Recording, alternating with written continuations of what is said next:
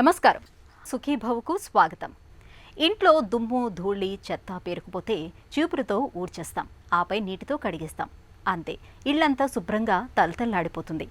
మళ్లీ చెత్త పేరుకునేదాకా చీపురు పట్టాల్సిన, తడిబట్ట పెట్టాల్సిన అవసరం ఉండదు. మొండిగా వేధించే మోకాళ్ల నొప్పులకు ఇదే సూత్రాన్ని అమలు చేయొచ్చని చెబుతోంది ఆధునిక వైద్యం. మోకాళ్ల నొప్పులతో బాధపడుతున్నప్పుడు వాషౌట్ అనే ప్రక్రియ ద్వారా మోకీలు భాగంలోని వ్యర్థాల్ని, మలినాల్ని ఒకసారి శుభ్రం చేయించుకుంటే చాలు, ఒక 2-3 ఏళ్ల పాటు నొప్పుల బెడద లేకుండా హాయిగా జీవనం గడపొచ్చని చెబుతారు డాక్టర్లు.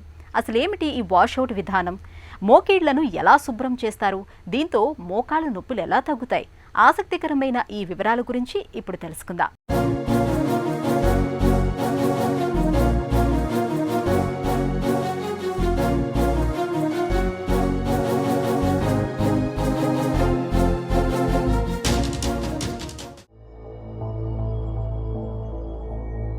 మన మోకాలు ఒక అద్భుతమైన, అత్యంత సంక్లిష్టమైన నిర్మాణం.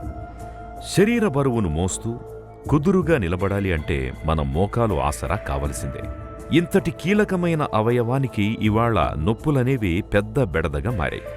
వయస్సుతో పాటు కీలు, కార్టిలేజ్ కణజాలం అరుగుతూ రావడం, అధిక బరువు, స్థూలకాయం, మోకాళ్లని అతిగా వాడడం, తరచు మెట్లెక్కడం, దిగడం, కొన్ని రకాల కీళ్ల జబ్బులు, ఇవన్నీ కలగలిసి ఇవాళ మనలో చాలామందికి మోకాళ్ల నొప్పుల్ని శాపంగా అంటగడుతున్నాయి. పోటెత్తే ఈ మోకాళ్ల నొప్పుల మూలంగా నడవడం, కూర్చోవడం, లేవడం వంటి చిన్న చిన్న పనులు సైతం కష్టమైన వ్యవహారాలుగా మారుతున్నాయి. మోకాలి నొప్పులకు చాలామంది మోకీలు మార్పిడిని ఒక్కదాన్నే పరిష్కారంగా భావిస్తుంటారు. నిజానికి మోకీలు మార్పిడి అనేది చిట్ట చివరి పరిష్కారం మాత్రమే. మోకాళ్ల నొప్పులు తొలి దశల్లో ఉన్నప్పుడు తగ్గించడానికి ఇవాళ మన ముందు ఎన్నో పరిష్కారాలు అందుబాటులో ఉన్నాయి.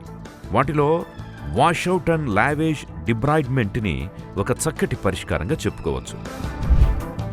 తొడ ఎముక మరియు కాలి ఎముక మధ్యన ఏర్పడే జాయింట్నే మనం మోకీలు అని మనం అంటాము. ఈ మోకీలతో పాటు దానిపైన ఉన్న మోకాల చిప్పకు కూడా కార్టిలేజ్ ఉంటుంది. సో ఈ కార్టిలేజ్ అరుగుదలనే మనం ఆస్టియోఆర్థరైటిస్ లేదా మోకీలు అరుగుదల అని మనం అంటాము. మోకీలు అరుగుదల ఉన్న పేషెంట్స్లో ఈ తొడ ఎముక, కాలి ఎముక ఒకదానికొకటి రాసుకొని డెబ్రిస్ లేదా చెడు పదార్థాలు, వ్యర్థ పదార్థాలు అనేకం మోకీలలో ఏర్పడతాయి. సో ఈ ఏర్పడిన డెబ్రిస్ లేదా చెడు పదార్థాలు ఈ మోకీలను ఇంకా ఎక్కువ డ్యామేజ్ చేసి వాపు, నీరు రావడం, నొప్పి రావడం, పేషెంట్ నడవలేకపోవడము, ఇంకా వాపుతో పాటు కొద్దిగా దూరం కూడా కుర్చీ నుంచి లేచి నడిచి దాంతోపాటు కింద కూర్చోలేకపోవడం, ఇవన్నీ ఇబ్బందులు తలెత్తుతూ ఉంటాయి. ఈ మోకీలు అరుగుదల అంటే కేవలం మోకీలు మార్పిడి శస్త్రచికిత్స అనే అపోహ ఉంది చాలామందిలో. అది నిజం కాదు. మోకీలు అరుగుదల వాళ్ళకి కొన్ని అత్యాధునికమైన శస్త్రచికిత్సలు లేదా మైనర్ ప్రొసీజర్స్ అందుబాటులో ఉన్నాయి. ఒకవేళ ఎవరికన్నా మోకీలు అరిగిపోయి మందులతో తక్కువ కాకపోయినా, ఫిజియోథెరపీ చేసుకొని తక్కువ కాకపోయినా, దాని తర్వాత కొన్ని ఇంజెక్షన్స్ కూడా ఉన్నాయి, అవి తీసుకున్నా కూడా తక్కువ కాకపోతే కనుక మాత్రం ఇప్పుడు మనకి కొత్త ప్రొసీజర్ నీ వాషౌట్. అంటే మన మోకీలలో ఏదైతే వ్యర్థ పదార్థాలు ఉన్నాయో దాంట్లో సెలైన్ ఎక్కించి ఆ సెలైన్ అంతా తీసేయడం ద్వారా ఆ వేస్ట్ మెటీరియల్ అంతా కూడా మోకీల నుంచి తీసేస్తే తద్వారా పేషెంట్కి నొప్పి నుంచి ఉపశమనం పొందుతారు. కారు, బైకు వంటి వాహనాలని వాడుతున్న కొద్దీ వాటిలో సమస్యలు వస్తుంటాయి. ఇలాంటప్పుడు వాటిని క్రమం తప్పకుండా సర్వీసింగ్ చేయిస్తూ ఉంటే వాటి మన్నిక పెరుగుతూ ఉంటుంది. మన మోకాళ్ల విషయం కూడా అంతే. వాటిని వాడుతున్న కొద్దీ, మోకీలు అరుగుతున్న కొద్దీ, కార్టిలేజ్ కణజాలం దెబ్బతింటున్న కొద్దీ వాటి తాలూకు అవశేషాలు కూడా అక్కడే ముక్కలుగా మిగిలిపోతుంటాయి. తొడ ఎముక, మోకీలు భాగాలు ఒరిపిడికి గురవుతున్న కొద్దీ గోడ నుంచి రాలుతోన్న సున్నం పెచ్చుల్లాగా ఆ ఎముకల తాలూకు కణాలు కూడా అక్కడే పేరుకుపోతుంటాయి. దీంతో మోకాళ్ళలో నొప్పితో పాటు వాపు రావడం, మంట మొదలైన బాధలు మొదలవుతాయి. ఇక లిగమెంట్ గాయాలైనప్పుడు, మోకీలు భాగంలో ఇన్ఫెక్షన్ సోకినప్పుడు కూడా నొప్పుల తీవ్రత మరింతగా పెరుగుతూ ఉంటుంది. ఇలాంటప్పుడు మోకీలు భాగంలో పేరుకున్న అవశేషాలను తొలగించడానికి, వాపును తగ్గించడానికి వాషౌట్ ప్రక్రియ బాగా ఉపయోగపడుతుంది.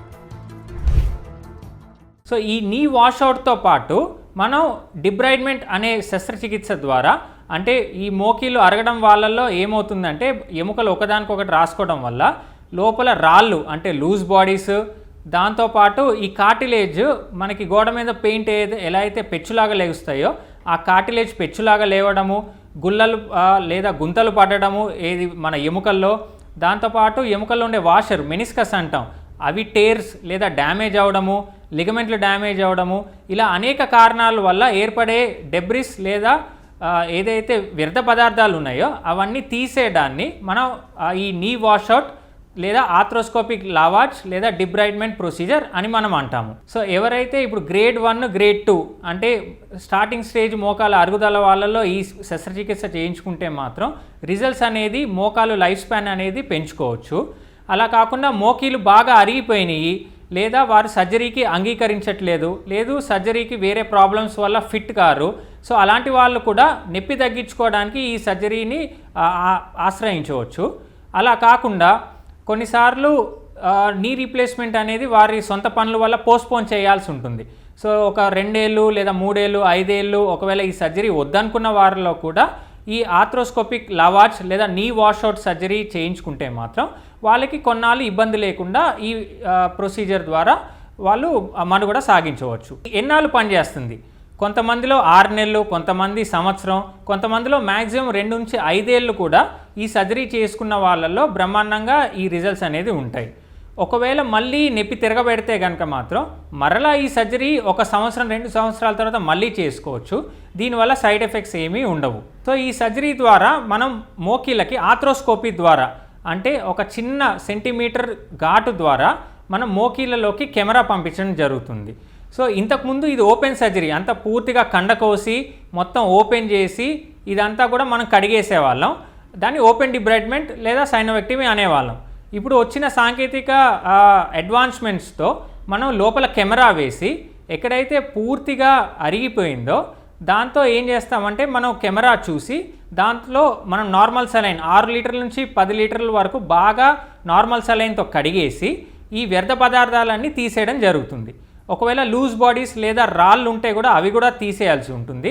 దాంతోపాటు మెనిస్కై ఏదైతే వాషర్లు ఉన్నాయో ఈ చిన్న బంపర్ లాంటి మెటీరియల్ అవి తెగితే వాటిని కూడా ట్రిమ్ చేయడము, ఇప్పుడు గుల్లల్లాగా ఏదైతే ఎముకల్లో ఫామ్ అయినాయో లేదా గుంటలు ఉన్నాయో సో వాటిని మనం స్మూతెన్ చేస్తాం. స్మూతెన్ చేస్తే ఒక ఫైన్ షేప్ స్మూత్ సర్ఫేస్ అవ్వడం ద్వారా ఒకదాని తర్వాత రాసుకున్నా కూడా ఎముకలు అంతగా వ్యర్థ పదార్థాలు అనేది ఫామ్ కాకుండా ఉంటాయి. సో వీటన్నిటితో పాటు ఈ కార్టిలేజ్ ఏదైతే మృదులాస్థి ఉందో ఆ కార్టిలేజ్ రిపేర్ టెక్నిక్స్ ఏదైతే అక్కడ కార్టిలేజ్ అరిగిపోయిందో దాంట్లో చిన్న రంధ్రాలు వేస్తాం. సో ఆ రంధ్రాలు వేయడం ద్వారా అక్కడ నుంచి ఎముక మధ్య బోన్ మ్యారో అనే చిక్కటి మధ్యలోంచి మూల కణాలు స్టెమ్ సెల్స్ వచ్చి ఆ కార్టిలేజ్ అనేది రిపేర్ చేయడం జరుగుతుంది. వీటితో పాటు ఈ కార్టిలేజ్ కొన్నిసార్లు మనం చిన్న జెల్ లాంటి పదార్థం ఒక పేస్ట్ లాంటిది మనం మూల కణాలతో లేదా పిఆర్పితో కూడా మిక్స్ చేసి ఆ కార్టిలేజ్కి అమర్చడం ద్వారా వీళ్ళు ఈ కార్టిలేజ్ అనేది రిపేర్ చేయడం జరుగుతుంది. మోకాళ్ళ నొప్పులతో బాధపడే వాళ్ళందరికీ ఈ వాషౌట్ చికిత్స ఉపయోగపడుతుందా అంటే కాదనేదే సమాధానం. మోకీళ్లు పూర్తిగా అరిగిపోయి చివరి దశలో ఉన్న వారికి ఈ చికిత్సతో ఫలితం ఉండదనే చెప్పాలి. మోకాళ్ళ నొప్పులు మొదలై తొలి దశల్లో ఉన్నవారికి వాషౌట్ విధానంతో మంచి ఫలితాలు ఉంటాయి. ఒకసారి మోకీళ్లను శుభ్రం చేయించుకుంటే చాలు కొంతకాలం పాటు నొప్పుల బెడద లేకుండా ఉండొచ్చని చెబుతారు డాక్టర్లు. మోకీళ్లను శుభ్రం చేసే వాషౌట్ చికిత్స గురించిన మరిన్ని వివరాలను ఇప్పుడు తెలుసుకుందాం.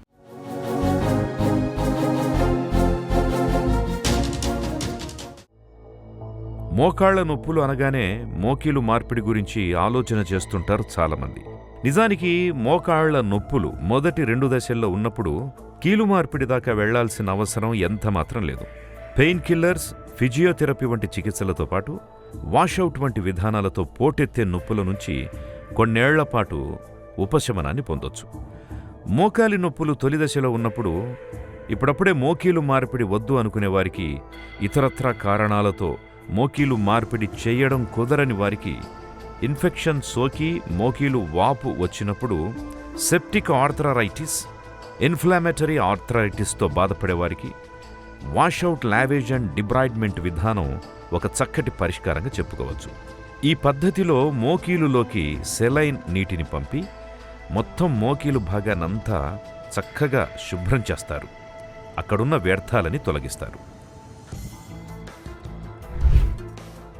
కొన్నిసార్లు ఏంటంటే ఈ సర్జరీతో పాటు ఈ నీ వాషౌట్ అనే సింపుల్ సర్జరీతో పాటు సర్జరీ అయిపోయిన తర్వాత వాపు నీరు ఏదైతే వాపు ఉన్న పొర సైనోవియం ఏదైతే అదంతా తీసేసిన తర్వాత కొన్నిసార్లు స్టిరాయిడ్ ఇంజెక్షన్ కానివ్వండి లేదా గుజ్జు ఇంజెక్షన్ అంటే హైల్యూరోనిక్ యాసిడ్ ఇంజెక్షన్ కూడా ఈ మోకీల్లోకి ఇంజెక్ట్ చేసేసి మనం కుట్లేస్తాం. సో ఈ సర్జరీతో పాటు వాళ్ళకి అడిషనల్ బెనిఫిట్ ఏదైతే లూబ్రికేషన్కి హెల్ప్ అవుతున్న ఈ గుజ్జు ఇంజెక్షన్స్ కూడా ఎక్కించడం ద్వారా వీళ్ళకి పేషెంట్స్కి మ్యాక్సిమం బెనిఫిట్ అనేది వారు పొందుతారు. సో ఇది డే కేర్ సర్జరీ చేయడం ద్వారా ఈ పేషెంట్ కూడా హాస్పిటల్లో ఉన్న ఫీల్ కూడా పెద్దగా ఉండదు. దాంతోపాటు ఈ కెమెరా వేసి మనం ఏదైతే ఉందో మనం కూడా ఈ మోకీళ్ళు తర్వాత మోకీళ్ళు మార్పిడి ఎన్ని సంవత్సరాల తర్వాత చేయాల్సి రావచ్చో కూడా ఒక అంచనాకి రావచ్చు. మిగతా అడ్వాంటేజెస్ వచ్చేసి ఇది చిన్న 2 కుట్లతోనే ఈ సర్జరీ అయిపోతుంది కూడా కాబట్టి పెద్దగా వారి డైలీ రొటీన్ యాక్టివిటీస్కి రెస్ట్రిక్షన్ కూడా ఏముండదు. ఈ ఆర్థ్రోస్కోపీ అనే సింపుల్ ప్రొసీజర్ ద్వారా ఈ నీ వాషౌట్ ఏదైతే కొన్నిసార్లు లోపల ఏదైనా చీము ఉన్నా కూడా ఈ చీమును కూడా లాగేయడం జరుగుతుంది. అలా కాకుండా కీలవాతం ఉన్న వాళ్ళల్లో మొత్తం ఈ పొర లేదా ఇవన్నీ ఉబ్బు ఉంటాయి. సో ఆ వాపు పొర ఏదైతే ఉందో కీలవాతం ఉన్న వాళ్ళలో ఒకే సిట్టింగ్లో ఈ మోకాలు కడిగేయంతో పాటు ఆ వాపును కూడా తీసేయడం జరుగుతుంది. సో ఇంత అడ్వాంటేజ్ ఉన్న ఈ ప్రొసీజర్ని ఆశ్రయించడం ద్వారా వీరి మోకాలు యొక్క లైఫ్ స్పాన్ అనేది ఒక 2 నుంచి 5 ఏళ్ళ వరకు మనం మోకీలు మార్పిడి లేకుండా మనం పేషెంట్స్కి అందించవచ్చు. Washout, lavage and debridement. Saline నీళ్ల సాయంతో మోకాలి భాగంలోని వ్యర్థాలను అవశేషాలను తొలగించే ఒక చక్కని ఆధునిక వైద్య విధానం. గతంలో పెద్దగా కోతలు పెట్టి మోకాలి భాగాన్ని తెరచి ఆపై శుభ్రం చేసేవారు. అయితే ఆర్థ్రోస్కోపీ అందుబాటులోకి వచ్చాక మోకాలిపై పెద్దగా కోతలు పెట్టకుండానే కేవలం 1-2 సెంటీమీటర్ల పరిమాణంలో రంధ్రాలు చేసి వాటి గుండా కెమెరాతో కూడిన పరికరాల్ని లోపలికి పంపిస్తారు. ఆపై 6 నుంచి 10 లీటర్ల సెలైన్ నీటిని ఉపయోగించి మోకీలు భాగంలోని వ్యర్థాలను బయటకు లాగేస్తారు. పేరుకుపోయిన మృత కణజాలాన్ని, ఎముకల అవశేషాల్ని ఈ విధంగా సులువుగా తొలగిస్తున్నారు. మోకీలు భాగంలో దెబ్బతిన్న కణజాలానికి ఇవాళ అక్కడికక్కడే చికిత్సలు కూడా అందుబాటులో ఉన్నాయి. మన తొడి ఎముక మరియు కాలి ఎముక మధ్యలో ఉన్న మృదులాస్థి అరుగుదలనే మనం నీ ఆస్టియోఆర్థరైటిస్ లేదా మోకాలు అరుగుదల అని మనం అంటాము. సో ఈ మోకీళ్ళు నొప్పులు లేదా అరుగుదలకి కేవలం మోకీలు మార్పిడి శస్త్రచికిత్స అనే అపోహ చాలా మందిలో ఉంది. సో మోకీలు మార్పిడి అనేది కేవలం లాస్ట్ స్టేజ్ లేదా సివియర్ స్టేజ్ మోకీలు అరిగిపోతేనే బాగా అరిగిపోయి కాళ్ళు వంకరలు అయిపోయి బాగా శబ్దాలు వచ్చేసి కనీసం 100-200 మీటర్లు కూడా నడవలేని స్టేజ్లో ఉన్న వాళ్ళకే ఈ మోకీలు మార్పిడి శస్త్రచికిత్స అనేది చేయడం జరుగుతుంది. అలా కాకుండా ఎర్లీ మోడరేట్ అంటే స్టేజ్ 1, స్టేజ్ 2 మోకీలు అరుగుదల వాళ్ళల్లో అనేక ఇంజెక్షన్ థెరపీస్ అందుబాటులో ఉన్నాయి. సో ఒకవేళ ముందు మందులతో దాని తర్వాత ఫిజియోథెరపీతో కూడా ఈ మోకాలు నొప్పులు తగ్గకపోతే కనుక ఈ మోకాల్లోకి ఇచ్చే అత్యాధునికమైన ఇంజెక్షన్స్ గురించి మనం ఇప్పుడు డిస్కస్ చేద్దాం. సో ఈ మోకీల్లో ఇచ్చే ఇంజెక్షన్స్ 5 రకాలు అందుబాటులో ఉన్నాయి. మొట్టమొదటి వచ్చేసి స్టిరాయిడ్ ఇంజెక్షన్, రెండోది హైల్యూరోనిక్ యాసిడ్ లేదా మోకీలు గుజ్జు ఇంజెక్షన్స్, మూడోది పిఆర్పి ఇంజెక్షన్స్, నాలుగోది మూల కణాల ఇంజెక్షన్స్ లేదా స్టెమ్ సెల్ ఇంజెక్షన్స్, ఐదోది వచ్చేసి కాంబినేషన్ థెరపీ ఇంజెక్షన్స్, మొట్టమొదటి వచ్చేసి స్టిరాయిడ్ ఇంజెక్షన్. సో ఈ మోకీల్లోకి స్టిరాయిడ్ ఇంజెక్షన్ ఇవ్వడం ద్వారా మోకీళ్ళలోని వాపు లేదా వాతము తగ్గించడం జరుగుతుంది. తద్వారా నొప్పి అనేది కూడా తగ్గుతుంది. కాకపోతే కేవలం 1-2 రోజులు రాత్రులు ఈ స్టిరాయిడ్ ఇంజెక్షన్ వల్ల నొప్పి ఎక్కువ అవ్వకపోవచ్చు. ఇది కేవలం 6 నుంచి 8 వారాలే పనిచేస్తుంది. ఈ మోకీళ్ళుకి స్టిరాయిడ్ ఇంజెక్షన్ అనేది బాగా నొప్పి అస్సలు నడవలేము భరించలేని నొప్పి ఉన్న స్టేజ్లో ఇస్తే మాత్రం బ్రహ్మాండంగా పనిచేస్తుంది. ఒక మోకీల్లోకి లైఫ్ లాంగ్ మొత్తంలో కనీసం మ్యాక్సిమంలో వచ్చేసి 2-3 కంటే ఎక్కువ ఇంజెక్షన్స్ ఇవ్వకూడదు. ఒకవేళ 3 ఇంజెక్షన్స్ కంటే ఎక్కువ ఇస్తే కనుక ఆ లోకల్గా ఉండే ఎముకలు పలచబడడం జరుగుతుంది, ఇన్ఫెక్షన్ వచ్చే ఛాన్స్ కూడా ఉంటుంది. రెండోది వచ్చేసి గుజ్జు ఇంజెక్షన్స్. ఈ మోకీళ్ళల్లో మనకి హైల్యూరోనిక్ యాసిడ్ ఈ సైనోవియల్ ఫ్లూయిడ్ అనే చిక్కటి పదార్థం ఏదైతే ఉందో ఈ మోకీలో ఆయిల్ లేదా లూబ్రికేషన్కి హెల్ప్ అయ్యే పదార్థంలో హైల్యూరోనిక్ యాసిడ్ ఇంజెక్షన్ ఈ ఎముకలో ఏదైతే లూబ్రికేషన్కి హెల్ప్ అయ్యే గుజ్జు ఇంజెక్షన్స్ 2 రకాల పద్ధతిలో ఇవ్వచ్చు. ఒకటి low molecular weight hyaluronic acid injection ఏదైతే ఉందో అది వారానికి ఒకటి చొప్పున 4 నుంచి 6 వారాలకి మోకీలు ఎంత అరుగుదలో చూసుకొని ఎక్కించాల్సి ఉంటుంది. రెండో రకం వచ్చేసి high molecular weight hyaluronic acid injection. ఈ ఒక్క ఇంజెక్షన్ 8 నెలల నుంచి సంవత్సరం పనిచేస్తుంది.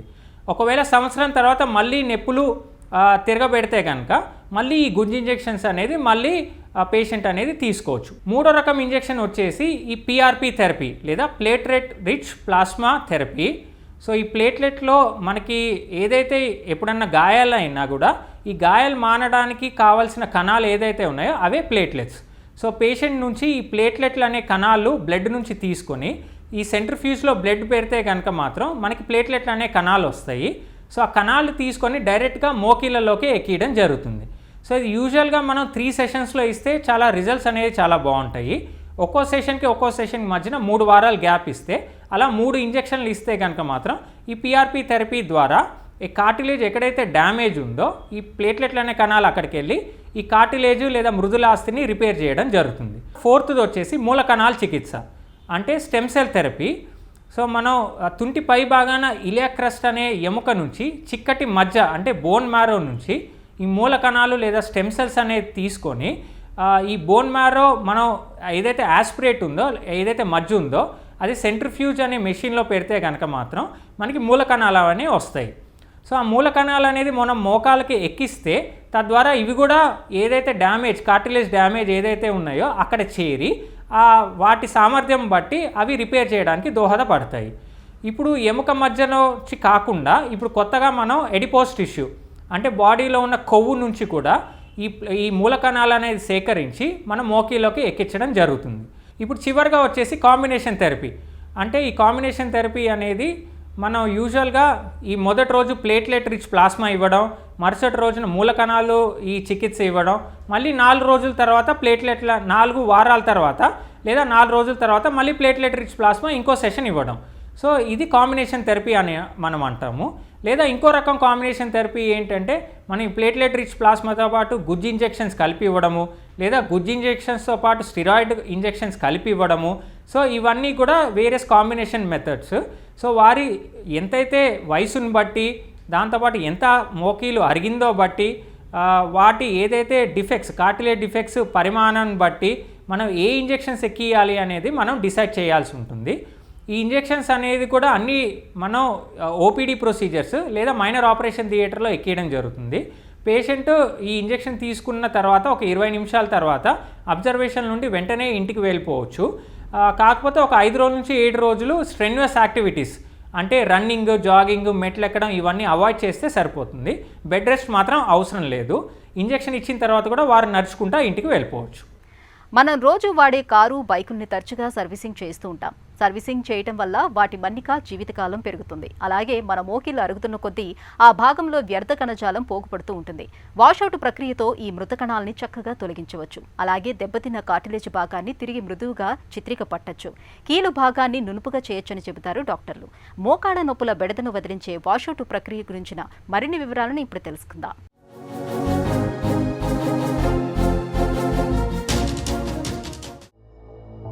రహదారిపై ఎలాంటి గుంతలు లేనప్పుడే ఆ రోడ్డుపై వాహనం సాఫీగా వెళ్ళగలుగుతుంది.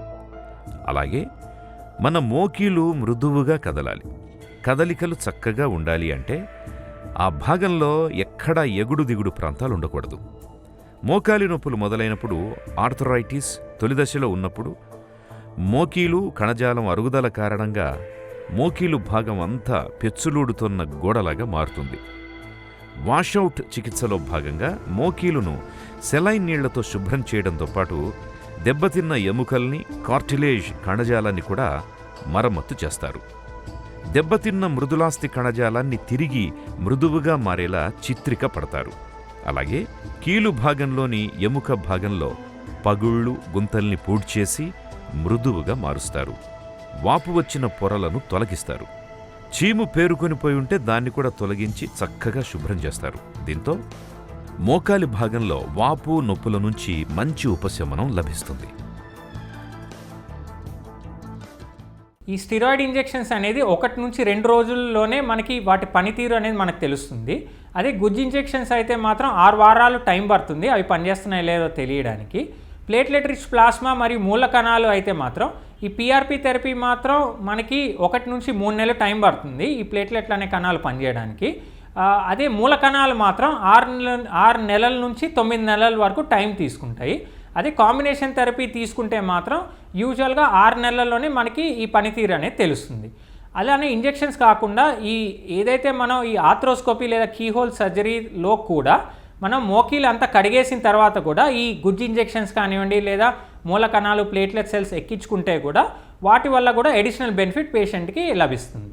సో ఈ ఇంజెక్షన్స్ అన్నీ కూడా కేవలం గ్రేడ్ 1 గ్రేడ్ 2 ఈ మోకీల అరుగుదల వాళ్ళకే పనిచేస్తాయి. సివియర్ స్టేజ్ బాగా మోకీలు అరిగిపోయిన వాళ్ళకి ఈ ఇంజెక్షన్స్ కూడా పెద్దగా పనిచేయవు, కేవలం 10% నుంచి 20% పనిచేస్తాయి. సో కాబట్టి పూర్తిగా మోకీలు అరిగిపోయింది, సర్జరీ వద్దు భయపడుతున్న వాళ్ళల్లో ఇది కేవలం ట్రయల్ పద్ధతిలోనే తీసుకోవాల్సి ఉంటుంది.